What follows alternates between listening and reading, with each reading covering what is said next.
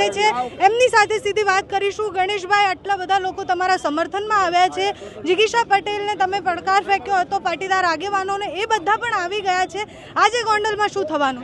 100% બેન, ગોંડલની જનતા વતી, ગોંડલના 18 વર્ષના લોકો વતી જ્ઞાતિવાદી માનસિકતા ધરાવતા ગદ્દાર અલ્પેશ કથિરિયાને જ્ઞાતિવાદી માનસિકતા ધરાવતા જિગીશા પટેલને ગોંડલની જનતાએ પડકાર ફેંક્યો હતો અને આજ મારા ને મારા પરિવાર વતી તાકાતથી ગોંડલની જનતાએ એને જવાબ આપ્યો છે। કઈ વાતની હાય હાય પણ ગદ્દાર અલ્પેશ કથિરિયા હાય હાય, જિગીશા પટેલ હાય હાય, ગોંડલની એકતા જિંદાબાદ જિંદાબાદ। એમની ગાડી જ્યારે આવી ત્યારે એમની ગાડી પર પણ હુમલો કરવામાં આવ્યો છે, એ જે કહેતા હોય છે કે ન્યાય વ્યવસ્થાનું, એ અત્યારે દેખાયું પણ ખરી? બિલકુલ બેન, મારા કાર્યકર્તાઓ વતી, મારા યુવાનભાઈ અને ગોંડલના દીકરા તરીકે આપને હું ખુલાસો કરવા માંગુ છું।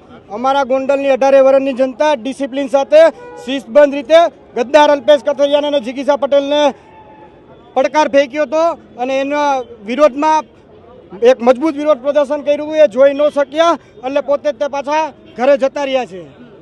આ પડકાર ફેંકવાની જરૂર કેમ પડી હતી? પડકાર ફેંકવાની જરૂર બેન એટલા માટે પડી, વારંવાર ગોંડલને કઈ રીતે બદનામ કરવું, ગોંડલના લોકોને કઈ રીતે બદનામ કરવા, ગોંડલની અંદર કઈ રીતે જ્ઞાતિ જાતિવાદના વાળા મુકાવા, એના માટે થઈ ગોંડલની જનતાએ એને આ જવાબ આપ્યો છે। તમે જે નેતાઓની વાત કરી રહ્યા છો, તમારા જ પક્ષના નેતાઓ છે? એ ત્યાં બેન એનું કામ કરે છે। અમે પણ શાંતિથી પક્ષની શિસ્તતામાં રહી, પક્ષની મર્યાદામાં રહી અને પક્ષે જે અમને તક આપી છે, મારા માતૃશ્રીને ધારાસભ્ય તરીકે પ્રતિનિધિત્વ કરવાનો પક્ષે મોકો આપ્યો છે, તો પક્ષની મર્યાદામાં રહી ગોંડલની જનતાનું, ગોંડલના 18 વર્ષના લોકોનું કામ કરી છે, ભલું કરી છે। આવું આ જ્ઞાતિવાદી માનસિકતા ધરાવતા લોકો જોઈ નથી શકતા, એટલા માટે વારંવાર ગોંડલને બદનામ કરે છે। તમારો પડકાર ઝીલી અને આજે અહીંયા આવી ગયા છે લોકો, એમને શું કહેવા માંગશો? ખાસ કરીને મારો પડકાર ઝીલીને મારા અને મારા પરિવાર વતી જવાબ દેવામાં માટે એક મોટી સંખ્યામાં વિરોધ પ્રદર્શન કરવા માટે ગોંડલના 18 વર્ષના લોકો, ગોંડલની માતાઓ, બહેનો, યુવાન ભાઈઓ, બહારથી બધા અમારા તમામ શુભ ચિંતકોનો હું હૃદયપૂર્વકથી જમીન સ્પર્શ કરી આપ સૌનો ખૂબ ખૂબ હૃદયપૂર્વકથી ખૂબ ખૂબ આભાર। અને પાટીદાર આગેવાનોને શું કહેશો જે અહીંયા આવ્યા છે?